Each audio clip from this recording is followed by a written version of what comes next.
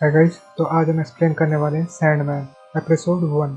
Episode की शुरुआत होती है जहाँ पे सैंडमैन बैकग्राउंड में कहते हैं कहानी की शुरुआत होती है जागते संसार से, जिसे इंसान असली दुनिया मानता है। जैसे कि सपनों का कोई असर ही नहीं पड़ता है, लेकिन एक दूसरी दुनिया भी है जो इंतजार कर रही है कि कब ये आंखें बंद करे और नई सपनों की दुनिया में जाए। और इन सपनों की दुनिया का मैं राजा हूँ, द किंग ऑफ ड्रीम्स। जब भी ये जागती दुनिया तुम्हें थका हारा छोड़ देती है, तो तुम्हारी नींद तुम्हें यहाँ ले आती है, जहाँ पे तुम अपनी आज़ादी और एडवेंचर को जी सको।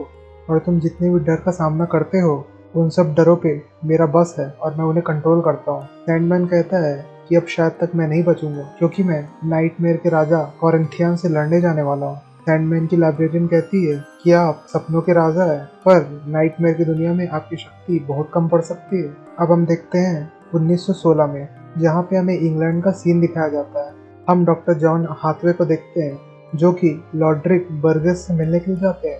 लॉड्रिक का बेटा डॉक्टर हाथवे को अपने कमरे में ले जाता है। लॉड्रिक हाथवे से पूछने लगता है कि अब आपको मेरी बातों पर विश्वास है ना। हाथवे बोलते हैं कि हाँ, मुझे आपकी बात पर विश्वास है, क्योंकि आज सुबह मुझे एक टेलीग्राम मिला जिसमें मुझे पता चला कि मेरा बेटा मर चुका है। और वहीं पे रॉड्रिक हाथवे को बताता है कि उसका बड़ा बेटा भी कुछ दिन पहले मर गया है। और फिर रॉड्रिक हाथवे को एक जादुई किताब उन्हें देने के लिए कहते हैं। रॉड्रिक कहता है कि इस किताब में लिखा है कि कैसे एंजल ऑफ डेथ को काबू किया जाता है, और रॉड्रिक इस किताब की मदद से मरे हुए लोगों को जिंदा कर सकता है। रॉड्रिक की बातों पर डॉक्टर को विश्वास नहीं होता है। तभी रॉड्रिक उन्हें कहता है कि इसकी मदद से हमारे बच्चे हमें वापस मिल जाएंगे, और वो एक तहखाने में रिचुअल्स करने चले जाता है। फिर हम देखते हैं कि दूसरी तरफ सैंडमैन कोरिएंथर से लड़ रहा होता है और उसे हरा ही चुका होता है। तभी उसकी शक्ति अचानक कम होने लगती है और वो वहां से रेत बन के गायब हो जाता है। यहाँ दूसरी तरफ रॉड्रिक अपना जादू टोना कर ही रहा होता है कि तभी वहां पे उसके जादू टोने की वजह से सैंडमैन पहुंच जाता है, और वो एकदम असहाय और कमजोर होता है, और उसकी जादू टोने की शक्ति की वजह से वो एक जगह पे कैद हो जाता है। अब सैंडमैन चाह के भी कुछ नहीं कर पाता है। फिर सैंडमैन के सारे सामान जो होते हैं, रूबी, रेत और उसका हेलमेट, रॉड्रिक छीन लेता है, और रॉड्रिक सैंडमैन को वहीं कैद छोड़कर बाहर चले जाता है। इस इंसिडेंस के बाद सैंडमैन कहने लगता है कि रॉड्रिक की वजह से मैंने अपनी शक्ति खो दी, पर ऐसा करने के बाद इस दुनिया के बहुत सारे लोगों के साथ काफी बुरा होने वाला है। अब हम देखते हैं काफी शहरों में बच्चे बूढ़े नींद से जाग ही नहीं रहे हैं। लगभग 10,000 से भी ज्यादा लोग इस बीमारी का शिकार बन चुके हैं। उसके बाद रॉड्रिक से मिलने के लिए कॉरिंथियन उसके घर पहुंचता है और उसे बताता है कि मुझे पता है कि तुमने उस जादुई किताब का इस्तेमाल करके अनंत जीवी को कैद करके रख लिया है, पर लेकिन तुमने जिसे कैद किया है वो इकलौता अनंत जीवी नहीं है, बल्कि उसका पूरा परिवार अनंत जीवी है।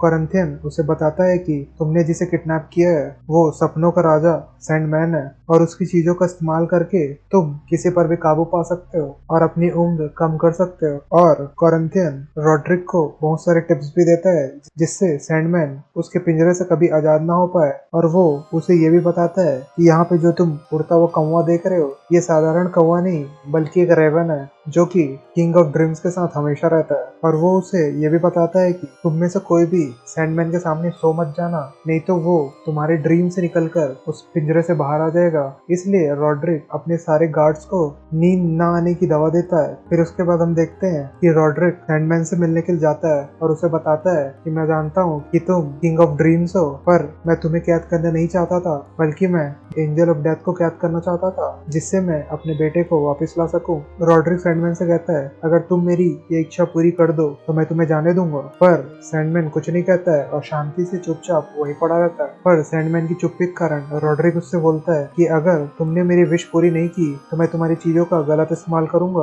और इसके जिम्मेदार तुम होगे। और वो उस कमरे से बाहर चले जाता है। वहीं पे एलेक्स सैंडमैन को देखकर डरने लगता है और काफी दिन बीत जाते हैं। इस बीच में सैंडमैन हमें बताता है कि हर दिन रॉड्रिक उससे कई वरदान मांगता था, पर ना तो मैं उसे ये वरदान दे सकता था और ना ही एक इंसान के पास ये वरदान होने चाहिए। और ऐसे ही करते करते में काफी साल बीत जाते हैं। अब हम देखते हैं कि सैंडमैन के चीजों का गलत इस्तेमाल करके रॉड्रिक एक बड़ा आदमी बन चुका था और उसका बेटा भी काफी बड़ा हो गया था। वहीं हम देखते हैं कि सैंडमैन के गार्ड्स कुछ देर के लिए बाहर गए हुए थे, तो सैंडमैन की निगरानी रखने के लिए एलेक्स को बोला जाता है, और एलेक्स वहाँ पे सैंडमैन से बात करने की कोशिश करता है और बोलता है कि अगर मेरे बस में होता तो मैं तुम्हें इस पिंजरे में कभी कैद रहने नहीं देता। तभी वहाँ पे रॉड्रिक आ जाता है रॉड्रिक अपने बेटे की सारी बातें सुन लेता है और उसे मारते मारते घर से बाहर ले जाता है। वो अपने बेटे पर काफी गुस्सा था और उसे कहता है कि अगर तुम ये साबित करना चाहते हो कि तुम उसके साइड नहीं बल्कि मेरे साइड हो तो ये उड़ते हुए रेवन को तुम मार दो। और तभी फिर हम देखते हैं कि रेवन चुपचाप लोगों की नजरों से बचते हुए सैंडमैन के पास पहुंच ही गया होता है। तभी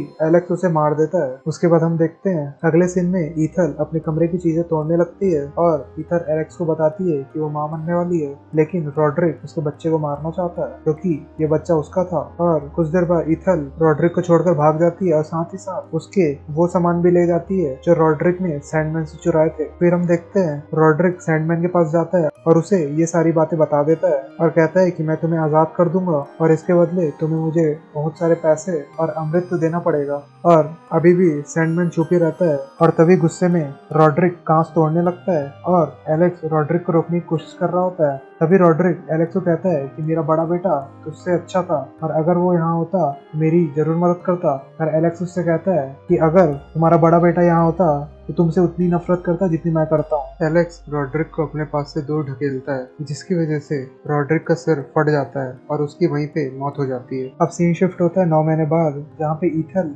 एक बेटे को जन्म देती है और वो उसका नाम जॉनी रखती है। ईथल जॉनी को बताती है कि उसकी काफी सारे सपने हैं और वो उसे पूरा करना चाहती है। और दूसरी तरफ हम देखते हैं कि एलेक्स अपने दोस्त के साथ सैंडमैन के पास आता है और कहता है कि अगर सैंडमैन उसे कुछ नहीं करे तो हम उसे छोड़ देंगे और उसकी आजादी उसको दे देंगे। सैंडमैन अब भी चुप होता है क्योंकि उसे एलेक्स पर बिल्कुल भी विश्वास नहीं था। अब ऐसे ही काफी साल बीत जाते हैं और एलेक्स बहुत बूढ़ा हो जाता है और वो आज भी सैंडमैन को समझाने के लिए कोशिश कर रहा होता है, पर फिर भी सैंडमैन को उस पर बिल्कुल भी विश्वास नहीं था।